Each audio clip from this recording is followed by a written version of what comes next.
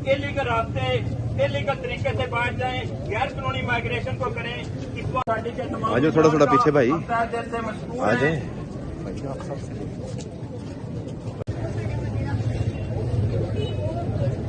ये बात SSPO migration office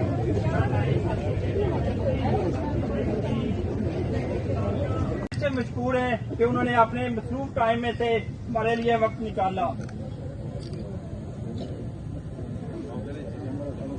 superior university से इस वक्त में आने वाले बाकी भी तमाम हजरात के हम तहे दिल से मशहूर हैं कि उन्होंने हमारे साथ टाइम दिया। इसके अलावा जनाब डिस्ट्रिक्ट पुलिस ऑफिसर मंडी बहाउद्दीन, अब्दुल रहीम शिराजी साहब, deputy director FIA Ajmal Sadiq Sandhu साहब, मिनिस्ट्री ऑफ किया जाएगा और लवाइकी जिसके बच्चे माइग्रेशन और ट्रैफिक का शिकार हुए हैं उनके भी आपको हालात यहाँ पे सुनाएंगे।